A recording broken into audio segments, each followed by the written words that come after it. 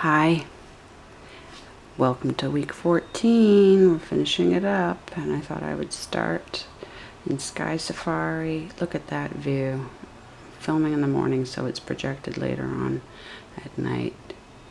And we've got Mercury, Venus, Mars, and the Sun right there. We've got Hydra down below, Canis Major, Carina. Looks a lot like Carina. And we just had a major success in High Court yesterday. My pal Tracy, my best friend, she did it all herself. But I helped with evidence, I helped with the paperwork. And a High Court, she got herself in front of a High Court judge, self-represented. She did it herself over her problems. And she's so good at fighting for others. But the High Court judge, Judge Colton, he's got her back, and he's totally supporting her through the appeals process because the county court in Belfast let her down big time. Housing, Northern Ireland Housing Executive, we got your number, babies. So here we have Venus. Look at her. We've got Mars, just went through the beehive cluster. Let me see if I can get that where you can see it. See that? Just a couple of days ago, Mars was in the beehive cluster. And there's Venus. There's Sun. Where the heck did Mercury go? Mercury should be back. Where the heck do we put? Okay. A minute. Where did I gotta go up more, don't I?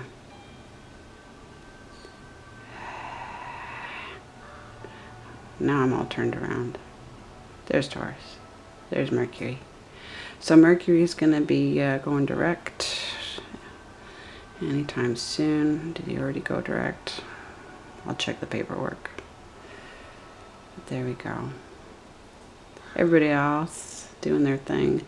Although I would like to say that I now, where did I want to put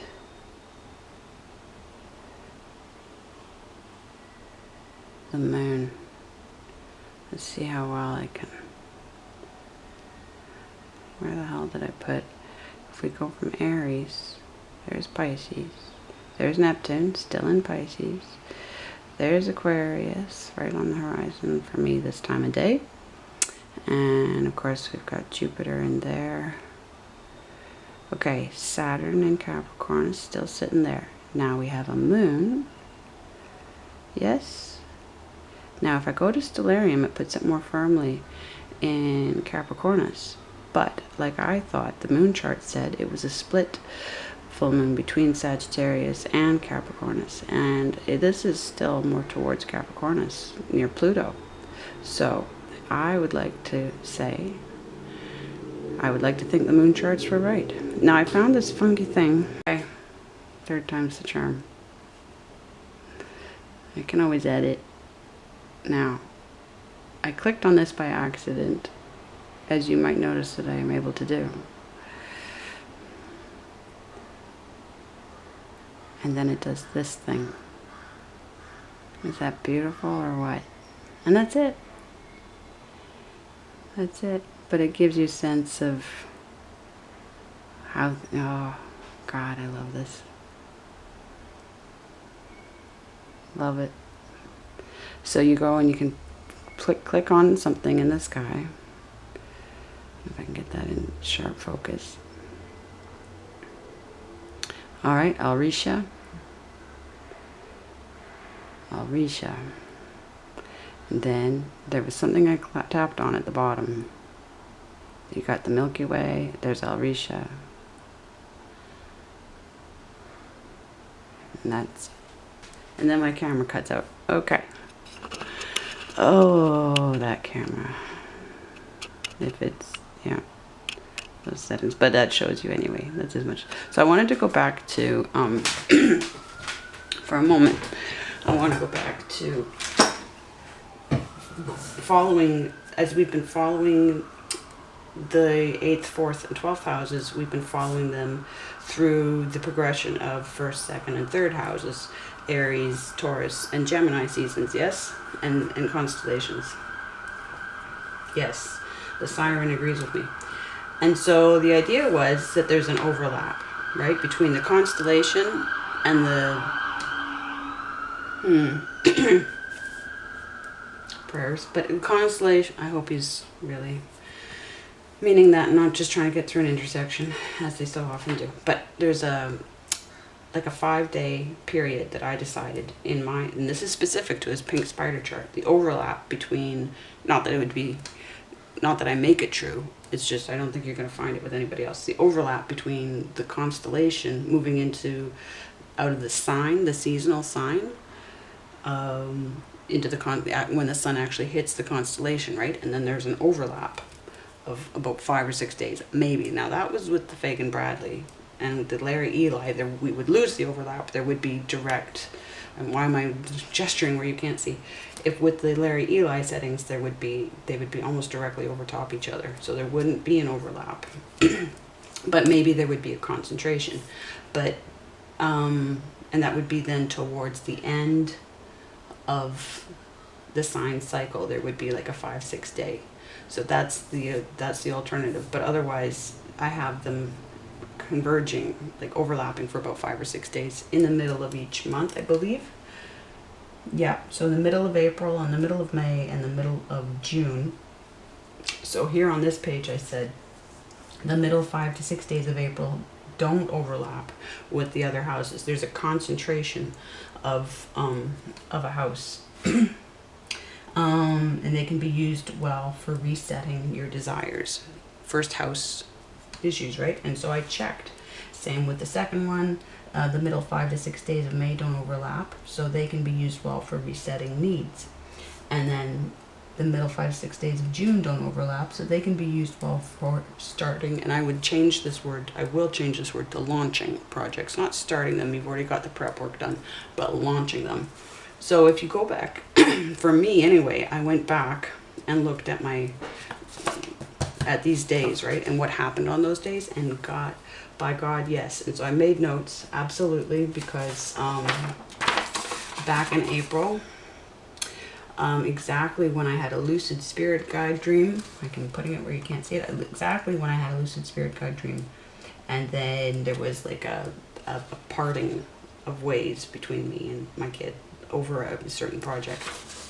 And so I had to, no matter how it played out in the months to follow, I had to make up my soul and my heart and my mind about something then, right? And become a... Okay. Yep. Camera cut out, sorry, because I forgot to delete other videos. But no, I had to become more independent from that relationship, like definitely progressing into, and he's 21, so he's in an Uranus cycle, not that he will acknowledge that. But then in terms of, yeah, so house number 2,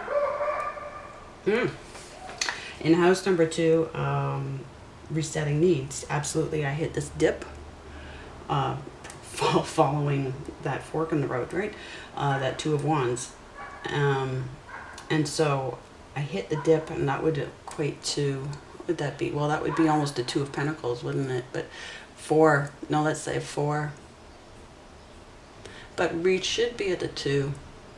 So the 2 can feel like a dip, but maybe it was a 4. It depends. I won't say that it necessarily has to fall exactly with a card, but in terms of, you usually have to make up your mind. So I fell into a dip and I had to reset my needs. So that's a 2, absolutely, because it's pre-manifesting.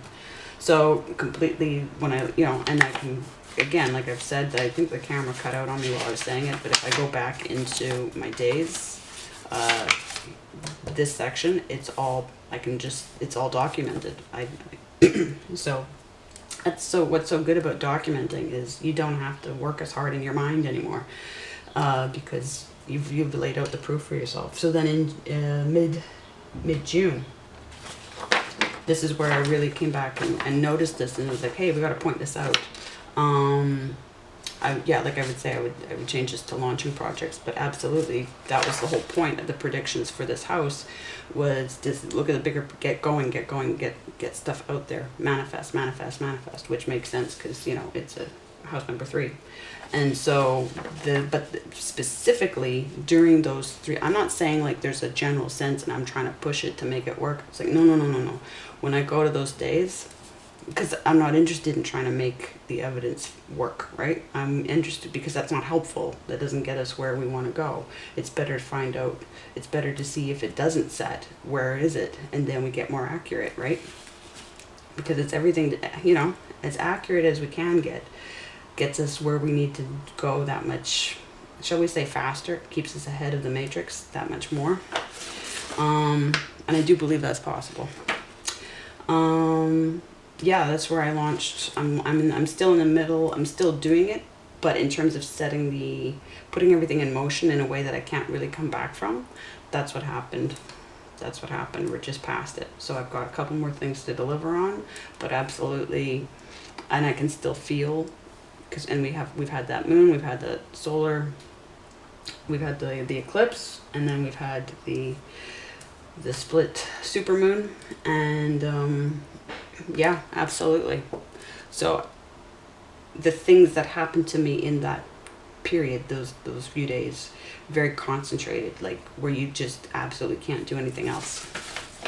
So I wanted to get into that. We've done that, and we've looked here, and now I did adjust the sun entering Gemini. I adjusted that to the 18th based on, I knew it still wasn't in Gemini as of the 15th. And that's what I had set to Fagan Bradley. So when we hit Taurus, no, it's actually consistent through Taurus. What we might see is it might hit Cancer sooner than charted. But I put it for the 18th, and I looked at behaviors, and my cat went apeshit that day. So I was like, well, it could be the 18th or the 19th, but I'm going to make it the 18th. So that's really the adjustment I made there. Yeah, we hit summer solstice. Venus, I'm going to move to direct in Cancer. We've got Venus in Cancer now, don't we? We saw that at the beginning, and where are we at? We're at the 26th. Neptune should be going retro today. But it's not in Aquarius, it's in Pisces. We gotta fix that. It might be going to Aquarius, but it is retro in Pisces. Sometimes I've forgotten to fix my wording, so I might have meant it was going retro to Aquarius, because I shouldn't have had misinformation about that, because I was working with sidereal, what do I want to say? Why can't I think of the word? It's not Ionans, it's the the charts. Okay, we'll get there. But anyway, now did anything? Yeah. Oh, I wanted to, okay. There's a thing I looked up. Yeah, those, I think I've mentioned before, the 215, which is way more than 215 now, right? And 215 in Hebrew gematria is a blood moon. And so, of course, we had the supermoon, and they revealed way more graves, right? Which affected directly one of my former customers and Facebook friends. And so, I went back into my fabric roots. She was one of my fabric customers, and so I donated towards the broadcloth for the ceremony of that. And not to, I'm just saying I'm trying to set my spirit correctly with that, because of all the other problems around that situation with House of Orange. But I did communicate a bit more to her, but I'm trying not to, because I'm trying to, stay in my lane, right? Yeah, I got a huge truth from my guy D.H. Lawrence right before Jupiter went retro. Right after the sun hit Gemini. So within the day of that, I got a major truth. So now that we have the sun in twin psycho energy, but I've got my Jupiter in Gemini, right? So I love all signs, because how can you not love all signs? How can you not optimize everything about each sign? Because especially when we're in the Pisces house, because now we are all of those signs. to whatever extent, personally for us. So now I have managed with the photo diary for this month. I did manage, I think I've cut it down by a third. Okay, I haven't done it all yet. I've only done 3 pages to everybody's relief. But started off with shout out to San Taro, Elisa Jane and Alicia Taro. Some very interesting signs came through San Taro, S-A-N, San Taro. Oh, and Victoria as usual. And there are others, of course, and I will give them to do. The ones that pop up that I have repeated things that I've made mention to, like these are my comments to them based on their readings and what came through. And Diana came through Santaro in a very interesting way. And I had Dolores O'Riordan pop up, and it had everything to do with the high court stuff. Terry Fox was coming through, not necessarily specifically to me, but I kept track of it. DH sent me another rainbow. The way I think that he sends me a rainbow is because I'm outside exactly after being inside for 12 hours. I go outside exactly, it's there, and it's only there for a couple minutes and it's gone. And he's like, take a photo of it, right? Or take a video of it. Tragically Hip. Let's see. Just sort of recapping that, and this is the project that's tied to the Tragically Hip and tied now to everything else. My confrontation with Kevin Annett about his so-called independent searches into the mass graves, the House of Orange information, the gematria information. And I've got more personal entries coming up, but I haven't put them together yet. And then John McAfee, who is probably fine. I was following him for a little while, just out of intrigue, back maybe a year ago. And right after I lost my account, but I had stopped following him right before I lost my account, maybe by a couple of months. And then they put him in a Spanish prison. But he had made a post about being fine with, he was pretending to be ironic, and enough of us believed that he wasn't being ironic at all. He made a video post about, whoever you are, if you want to eat babies, if you want to sacrifice children, whatever you want to do it. But blockchain is perfect and incorruptible, and so, and more power to people just being people. And we were like, did you really have to go there? Are you just signaling? And then, of course, somebody posts his death. And I went to his wife Janice's Twitter and everything like that as well. Now, I do need to say there was good energy, because there were some really neat people that follow him. And I got some excellent leads on links to a couple of articles, but one in particular from the Village Voice, going back to 1980. 1988, an open letter to Dr. Anthony Fauci on behalf of the gay community and basically the genocide there, yeah? And Fauci is completely part of that whole thing. So that takes us back to Carrie Mullis and the PCR process that is not a test. It takes us back to Wuhan and Fauci. You're probably already there. But if you haven't read the open letter from the Village Voice, that is just so, there's nothing really else to say. They were waiting for the internet to happen so that we would catch up with that. More evidence around all the murders that I get into with the gang stalkers and everything. Just sort of, they put stuff in front of me and I grab it. I'm not bored. I'm not sitting looking for something to do. They're like, no, we need you to come here for a minute. And it's, yeah, we know. But yeah, no, so John McAfee apparently put a Q drop down right before he went, so that tells us what we need to know about John McAfee. Captain Consumer said, you don't think Janice will say anything? McAfee has strong bloodlines, so I'm guessing he agreed to some deal, hence the May MSN reports. And then Mr. Bitcoin answered, I don't know, but John's very smart. He may have said a dead man switches insurance. All I know is that it wasn't a suicide. No, we know that, because he always was saying it wouldn't be. And some tweets stating that he would never hang himself. Didn't Janice post this photo a few minutes ago? and it says official McAfee, and with the Q on it. So that's, you know, well, yeah. I never was Q.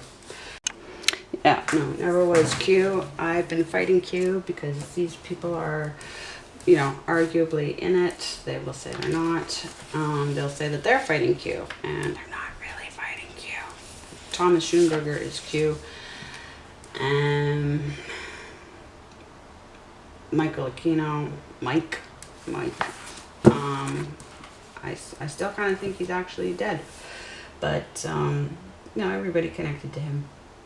And so the thing I wanted to bring up though next was my prediction, you know, and since, you know what, I am gonna pause, hang on, and get them. But yeah, no, remember how I believed that my well, I found out that my 8th house rests so heavily on my 2nd house placements, my Taurus placements, and that my 4th house rests so heavily on my Capricorn placements. And that I thought, well, and then we'll find out that then 12th house rests so heavily on Virgo placements. No. 12th house ate up all the cards. It ate the whole deck. That's what it did. By the time I was done with it, now Virgo, because Virgo has my Pluto in it. And so that connected to Scorpius and 8th, and so by the time all said, and to the Mars, and so all said and done, nope, it ate the whole damn deck. And so I wonder if the same is true for you, if it would use up all the cards, and why not? Because it is 12th house, right? So the thing about, so I was wrong, but now we know. So I don't actually, you know, that's the fun thing about being fluid and being constantly the student, is that if something doesn't, and the scientist, if something doesn't go the way that you projected, it's still exciting because you still figured something out. Now, for thoughts about who's in this house helping me with it and what the concerns are, what's really interesting to me, and what I found out is just, I think I mentioned it last time, is how much my 12th house is the placements, the planets, everything to do with me and my son, and whatever soul contract there is between us, and how I had to be in certain places at certain times, and I couldn't succeed in certain ways that would interfere with me going, because I moved across the country. That's where I got pregnant with him. Anna Green Gables, he wouldn't exist if Anna Green Gables hadn't been written, because I went to PEI because of Anna Green Gables. So there's Lucy Maud Montgomery, there's everything she went through, and apparently I just found out that back in 2008 her granddaughter insisted that she killed herself, and left a note. Hasn't seen the note, has only been told about it, and is making a lot of money off of her. But so what I wrote out here is so loaded that I might actually just kind of go through it and read it out a bit. But again, what's interesting is that in opposition to my Neptune, not direct opposition, but sort of like this, there is my Venus and my Jupiter. In opposition enough to be considered, I believe, in opposition, to have that effect, that sort of interesting sort of effect on each other where they have to reconcile to each other.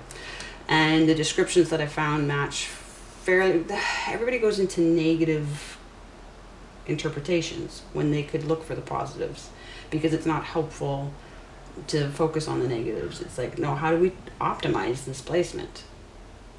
Okay, tell me what my weaknesses are, tell me the mistakes I've made, but then how do I seize it? How do I take control of it? How do I take power of it? And they don't go there. They don't say, well, they'll try to say you shouldn't do this, and that's their idea of fixing it. It's like, no. We need to explore the energies of the years. If we go into the years of what happened when you were in those cycles of those planets, then you can start to piece together how to make the most of them. And so my Venus opposing my Neptune, and my Venus close to my Jupiter, right? What does it mean? And so the fact that here's where you find that this is how strongly I can find, this is how my child is placed in my chart. is with the Venus placement in the 12th house. So not 5th house. No. No. Okay. So now, so for me, future thoughts for this house, who's helping me with it and guiding me in it, but also mostly future thoughts of it. Who are my son's guides? And how do I work with that? He's not astrological, right? And I'm not gonna, I annoy him with astrology talk, but I'm not gonna convince him of anything, right? Now I feel like everyone's helping me with this house, but not while I'm in it. I've heard from people, yes. And actually there has been significant help with Tracy. So it's like in 12th house, I'm on my own, but in concert with, as it affects the soul contracts, right? So I start to see how it's working with the others in my life, right? Only minimal contact. It's the house where I pull everything together and put my spin on things. And that's what was blocked, taken from me. So the sacrifice, the hangman sacrifice, the Neptunian sacrifice, starting with my pink spider painting when I was 2 years old. My spin on things. And of course the irony is not lost on me that a spider loses their spin, yeah? Has it taken from them. But it's also in my chart placements because I'm in page energy all through Pisces and don't know my spin, even if it isn't blocked or taken, because I'm in page energy, right? You're in student energy. It's not queen and king energy. So now the fun part is that it is page energy. You can be exploratory. You can go off, but the discipline isn't there, right? So, and that's why when I picked up the discipline intentionally of drawing, of the science and the study of drawing, and answered to drawing, right? And and math, but primarily drawing. Although I completely, and science is, I acknowledge that first we answer to them, and well, we always answer to them because they are. And so I went in pursuit of the discipline as a page.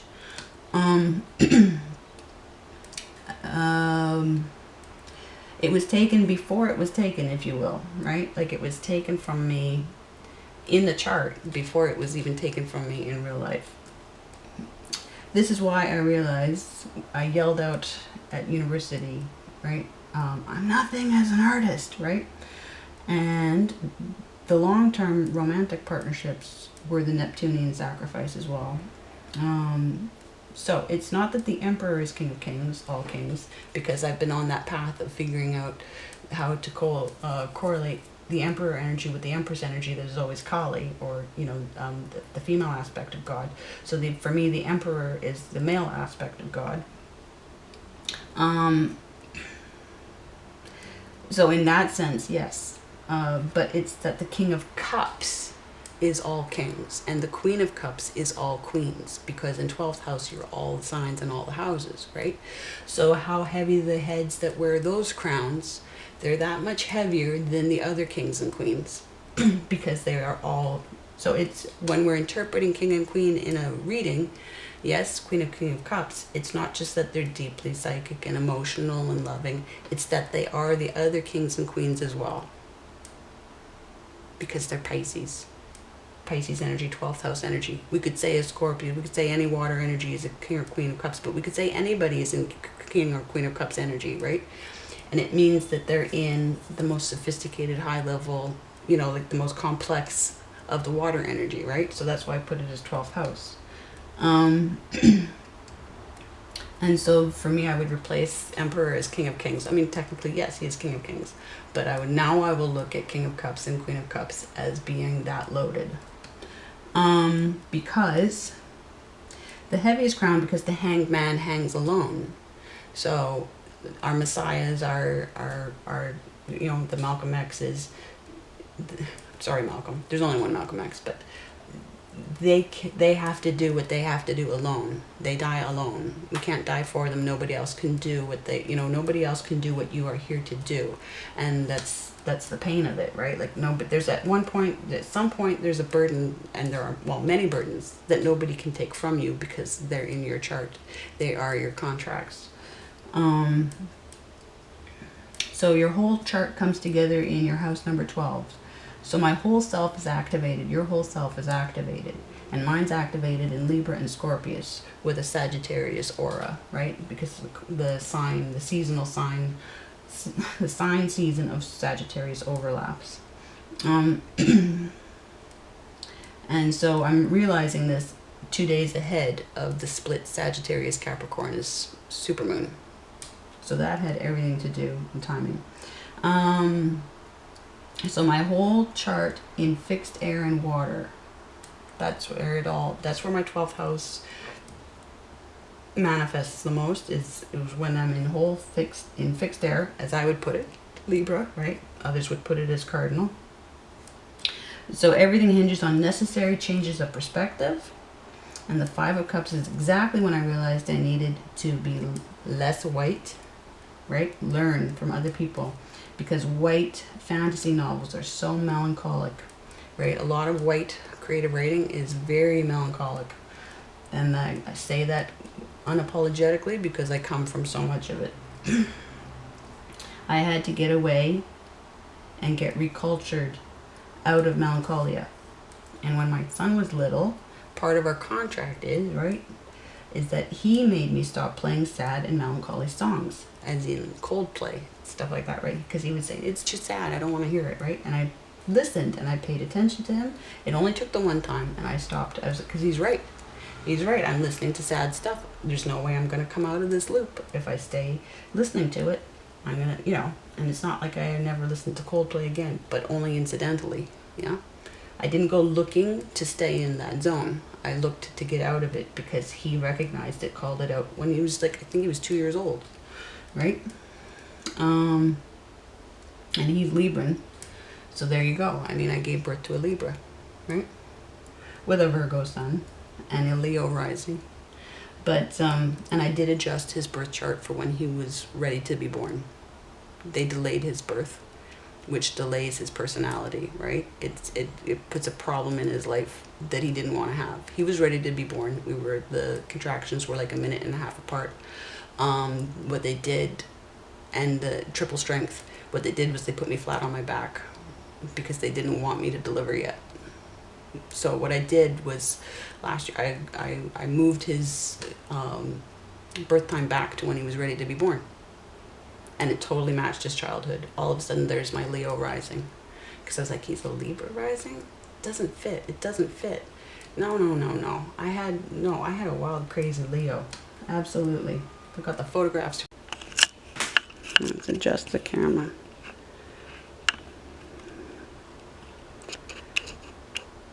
There we go. Sorry, I forgot that I was pressing recording already. It cut out. But yeah, so, but I think that's part of my contribution to this journey, is to actually do that revision work and figure it out. And then I homeschooled him. We studied African countries and cultures and history and literature for the year, and the geography, and Black American writers and speakers. And of course my 12th is all about my contract with him, and he's leaving. So he caused the path to shift in the search for God, because he yelled out in church one day. This would have been 2006, so that makes it a moon cycle for me, at least, if nothing else. Does it make it probably makes it one of my years with him, one of my Neptune cycles with him, or Jupiter cycles. But he said, "Hi God, where are you?" He yelled it out into the church after the service, right? And I'm standing next to a woman I've known. At the time, I was best friends with her daughter, and her daughter's son, one of her daughter's sons, is my godson. But I turned to her and I said, "Well, what do I answer him? What do I tell him?" And she's like, "You don't. It's not up to you." And she's so right that time. That day, she was so right. And there were enough tower moments, and I had just put on the best passion play that had ever been put on, a Good Friday play, the crucifixion play. And within a couple months, we were out of there. Just not because of deciding to be out of there, because I got pushed to the point where I couldn't stay anymore. And so we exited the church, and he led me on a path to Japan and anime. I took him to Egypt. well, Spirit got us to go to Egypt, but no, Japan, anime. And so that's where I really spent years. I've spent years watching it and manga, and then understanding like the work ethic and enough of the gaming companies, because he's a gamer as well. And so I'm like, so something about me is bringing me back to resolving the male aspect of God. And I had decided through all of these processes that there's something very Japanese about the male aspect of God. So that's the journey, that's part of the journey, and that's part of this 12th house contract. So there's been this, absolutely, there's this, and we're keeping each other sane. Not that he'd rather have a girlfriend to keep him sane during lockdown, yes, but we have managed to cohabitate extremely well in this madness. And so that's that contract. I mean, I believe it's coming to fulfillment to a certain level where obviously we're going to, hit that fork in the road that we should hit. And so the only other thing was going back to this prediction of there was a full moon in Sagittarius card, right, that came out, and we've got that split full moon in Capricorn and Sagittarius. So I made note of that at the time, right, and was watching for it. And what happened on the 24th was there was something that happened. Now, where did I put it? Well, the mass graves opened up, but that was a Thursday. I had a conversation. It just was a Thursday. And then I came home. What happened? Okay, I'm not going to even... I've got it right here.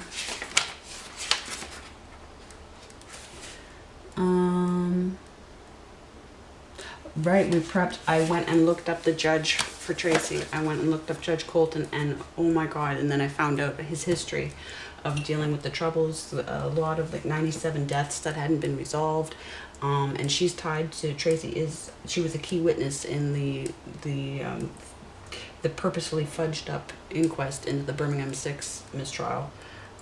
Because she heard, I think, when did I last mention this? But her divorce lawyer was with the firm of the guy that basically led the Birmingham 6 to their betrayals in court. And then there's everything. I'm totally tied to In the Name of the Father. When that came out, I was 16, and that's completely the time where I heard what I heard in the church. It came out, it came into theaters just about a month before. It came out in 1993, and then all through that year, then it got to me, and I watched it, and by the following January, so 2 Januaries after it came out, is when I heard what I heard in the church. And they made my painting, and I put Giuseppe Conlon's words into my painting. And he came through, they all came through. And so but Tracy is tied. She was a key witness to uncovering the corruption, exactly how it was done. And they actually hid her. They stopped her from testifying. This was years ago, and they're still after her now. Like what she did in high court the other day, the day after that moon, she made history. She made history. And the high court judge, she got herself in front of the high court judge, and then he took her side against Northern Ireland Housing Executive, and he's protecting her. And he is completely comfortable with all the same kind of cases. He's been dealing with all the murder cover-ups and everything like that to do with the Troubles, which is all controlled from, both sides are controlled from the UK. And so it was just, I can't even put into words what a momentous day it was after that. And that night, she was like, Kristen, can you find anything on him to help me figure out? And it's not that she couldn't find it, it's that she's the one that she goes in and she will stand her ground, and she will say what needs to be said in the moment. That is her superpower, one of them. And tenacious as hell, right? And they've been blocking her in county court with the appeals process. Everybody's been blocking her. They don't want her to be safe. They want her to be dead. They killed her daughter. They want her to be dead. They don't want her kids to be safe. And she knows it. And he knows it. He knows exactly the risks. So it's completely a carry-on in its own way from the Jerry Conlon, from the In the Name of the Father story, because one of the reasons they're after her is because she can prove.